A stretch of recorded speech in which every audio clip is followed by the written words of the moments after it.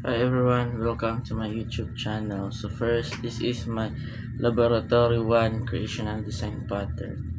So this activity description is I need to build a game asset generator that for system in small indie game studio. So kani siya is na siya type of game characters, na siya weapons, power-ups, but the developer are overwhelmed by messy new codes called scattered anywhere and code base. So akong job is create multiple creational pattern, fix and extended the system. So this execute will be done in three sprints, extreme coding rounds, with each sprint introducing higher complexity. So sprint 1, the factory battle is 30 minutes. So kani siya is nasa 30 minutes. So mag-implement ko og a factory method na nag-create og different types game characters warriors. So nata diri sa ato ang unsa ni sa tong code nag-create ko. So ara sa ato ang HTML nagpunta diri ara character, and also sa ato ang kani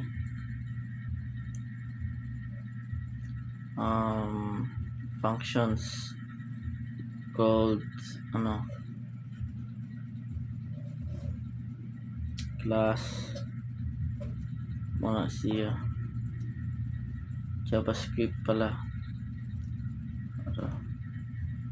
Mo ni siya name attack message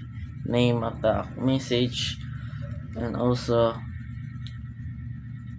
character factory. So mo ni siya pwede siya ma-switch, pwede ka mo gamit og warrior nag-swing siya sword, and mage syempre mag-cast siya fireball, and archer mag-shoot siya arrow, and also muna siya mga spawn character if pislip nato ron maglabas siya.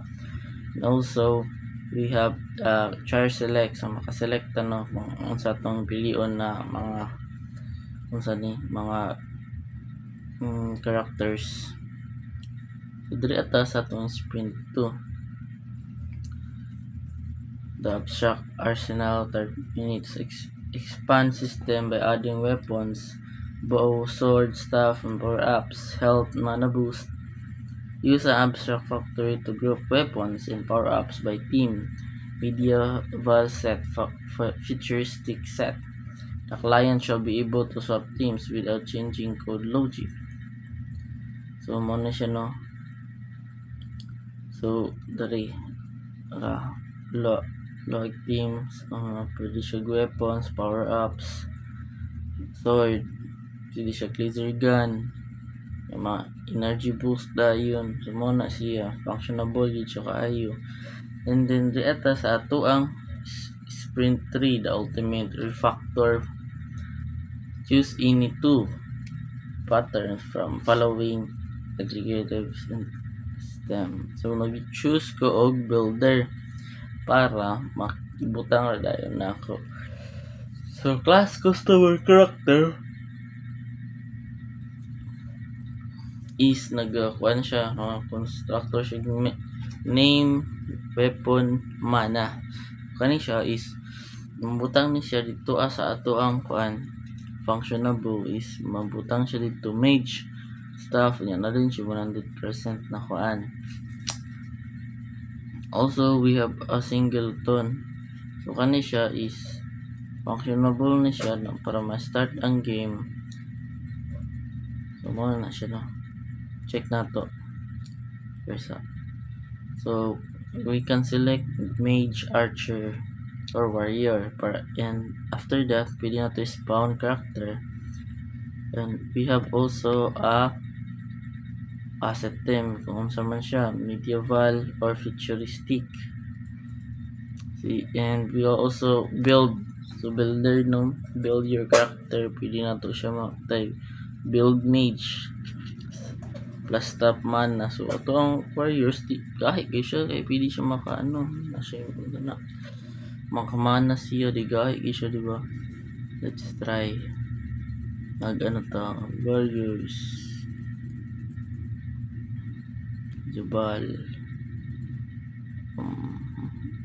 Spawn character. Tang dadadang. Nanatay kuan. Makaswing siya sword. Mag-apply tag team. Ano siya team Jabal. Sword. Power ups. Heal booster. So na kayo tong hero. After ana is mag-build na tag mage. Mana. Plus mana. Puk. Gahin na kayo ta. Mage build with staff and 100 mana per. So atong warrior, gahin na kayo siya. Bench build pa siya. Na pa siya with mana staff. Ayun. Ano? Moto siya no. Mga siya nag-deliver siya mga pattern. So, to guys. Thank you.